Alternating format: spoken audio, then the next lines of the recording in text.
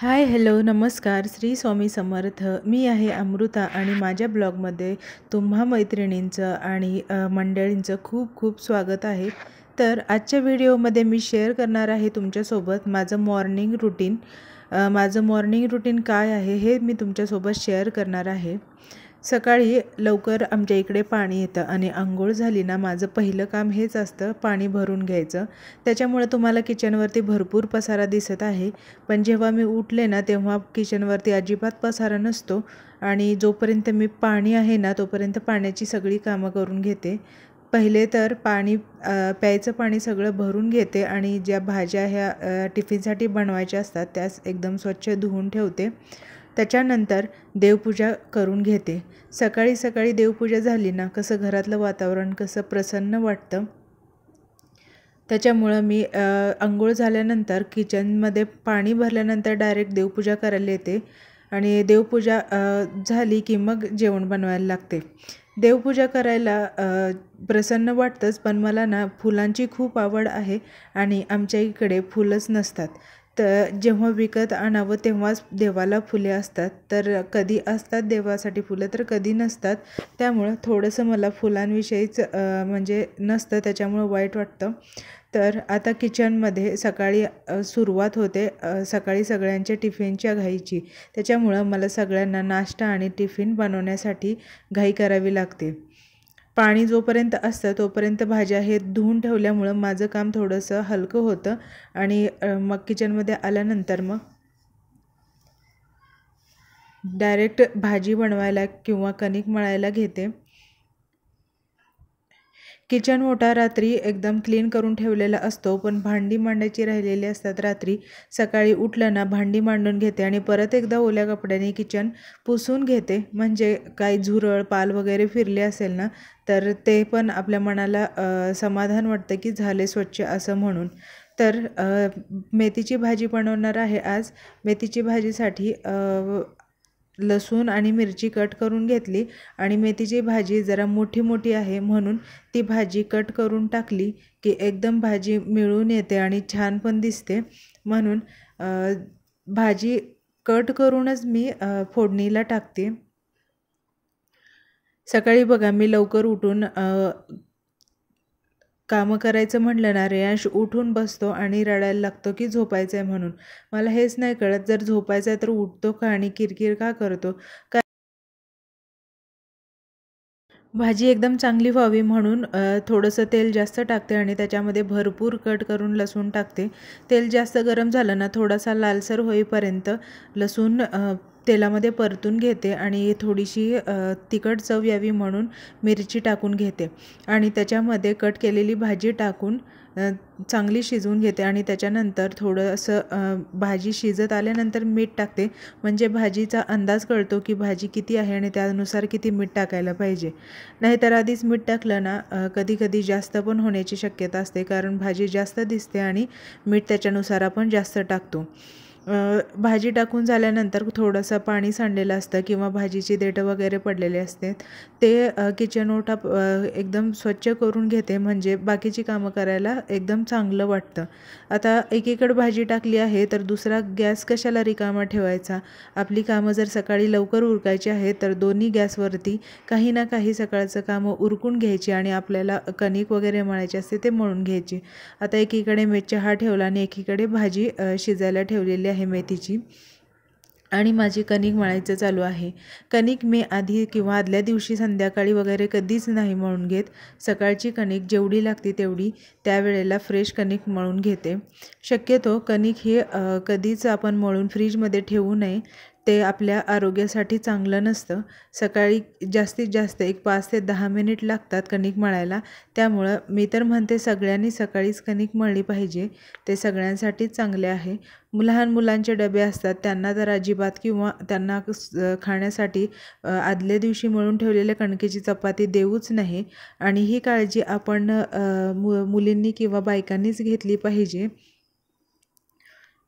या छोट्या छोट्या गोष्टी लक्षात ठेवल्या ना तर किचनमधली कामे पण सोपी होतात आणि आपल्या आरोग्यासाठी चांगलं पण असतं. आता टिफिनसोबत मला आज ताक द्यायचं होतं. आता ताक मी दह्यापासून बनवलं. रात्रीच दही लावलं होतं थोडंसं आणि 1 ग्लास ताक होईल इतकंच मी दही लावलं होतं आणि त्याच्यापासून बघा थोडीशी साखर टाकली आणि थोडंसं पाणी टाकलं आणि मिक्सरला एकदा फिरवून घेतलं तर ताक तयार आहे। सकाळी घरामध्ये सगळ्यांना तुळशीचं पान टाकून उकळलेलं पाणी देते। तुळशीच्या पाण्याचे आरोग्यासाठी खूप फायदे आहेत, भरपूर फायदे आहेत।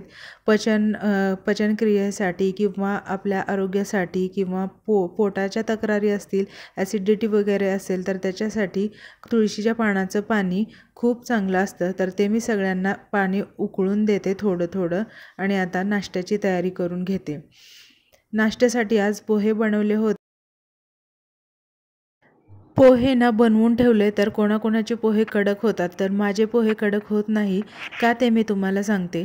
मी ना कांदा भरपूर वापरते पोह्यामध्ये आणि मध्ये थोडंसं तेल जास्त टाकते, म्हणजे इतकं पण जास्त नाही की ते दिसावं त्याला। पोह्यामध्ये थोडंसं जास्त टाकते आणि कांदा चांगला परतून घेते। जास्त कडक होईपर्यंत कांदा नाही तळत मी आणि त्याच्यानंतर मी पोहे टाकून म्हणजे चांगले व्यवस्थित परतून झाकून ठेवते आणि त्याची वाफ बाहेर जाऊ देत नाही। ते पोहे बऱ्याच वेळ मऊ राहतात।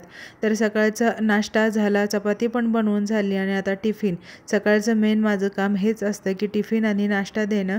तर टिफिन हा नेहमी हेल्दी असावा म्हणून मी प्रयत्न करत असते। जो पहिला भरला तो अहोंचा होता, त्याच्यामध्ये सलाड, राईस आणि चपाती भाजी असा टिफिन देते आणि हा आहे रेयांशचा। त्याला फक्त भाजी चपाती देते आणि शक्यतो मी ट्राय करते की त्याच्या डब्याला भाजी आणि चपातीच देते। तळलेलं जास्त किंवा ब्रेड वगैरे किंवा ऑमलेट ब्रेड किंवा सँडविच असे पदार्थ मी शक्यतो देत नाही। जे हेल्दी आहे, जे पोटभर जेवण असेल आपलं तेच त्याच्यासाठी पण देते। तर आता टिफिन भरून झाल्यानंतर किचनवरचा पसारा मी लगेच आवरून घेते।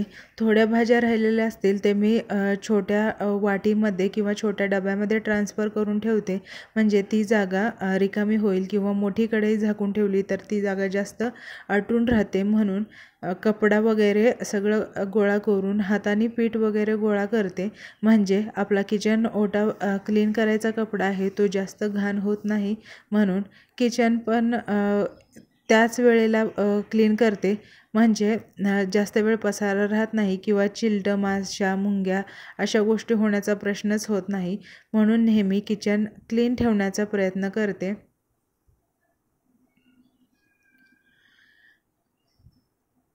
सुरुवातीला सगळा पसारा आवरून घेतला ना, मग शेवटी हाताने सगळं किचनवरचं पीठ गोळा करून घेते, जे पण सांडलेलं असतं किंवा बाकीचा कचरा सांडलेला असतो तो क्लीन करून घेते आणि परत एकदा थोडंसं पाणी शिंपडून कपड्यांनी पुसून घेते, म्हणजे एकदम फ्रेश आणि चकचकीत किचन दिसतो।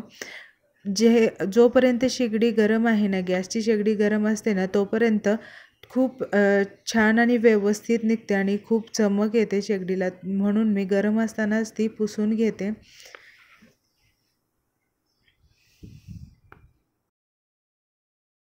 कपड्याने किचन वरती पुसून घेतलं ना, तो एवढा व्यवस्थित आणि स्वच्छ दिसत नाही, म्हणून किचन ओट्यावरती मी पूर्ण पाणी टाकून सगळं व्यवस्थित वायपरनी पाणी काढून घेते आणि त्याच्यानंतर मग एकदा कपडा फिरवून पूर्ण किचन कोरडा करून घेते। त्याने किचन ओटा एकदम क्लीन दिसतो आणि दिवसभर तसाच क्लीन राहतो। म्हणून आता माझं एक सकाळचं काम राहिलं, आज खरं तर लेटच झाला, दूध लेट आलं होतं त्याच्यामुळं दूध गरम करायला आज थोडा उशीर झाला। नाहीतर माझं जेवण बनवतानाच किंवा टिफिन बनवतानाच मी एका साईडला गॅस रिकामा झाला की दूध गरम करायला ठेवते, पण आज दूध लेट आल्यामुळं मला थोडासा लेट झाला। तर दूध आल्यानंतर पण ती जी दुधाची पिशवी आहे मी पहिल्यांदा स्वच्छ पाण्याने धुवून घेते, कारण ती कुठून कोणाच्या हातामधून आलेली असते किंवा तो येऊन बाहेर ठेवून जातो, त्याच्यामुळं ते स्वच्छ धुवून कट करून पातेल्यामध्ये ओतलं ना तर त्याच्यासोबत काही घाण कचरा जाण्याची पण शक्यता नसतेच। आणि त्याच्यानंतर मग सगळ्यांचे तोपर्यंत आंघोळी वगैरे होतात. आंघोळी झाल्यानं मग त्याच्यानंतर मी मशीन लावून देते. मशीन होईपर्यंत माझी बाकीची कामं होऊन जातात. घरामधलं झाडू असेल किंवा फरशी पुसायची असेल किंवा इतर पसारा पडलेला असेल तो. तर हा व्हिडिओ कसा वाटला मला नक्की कमेंट करून सांगा.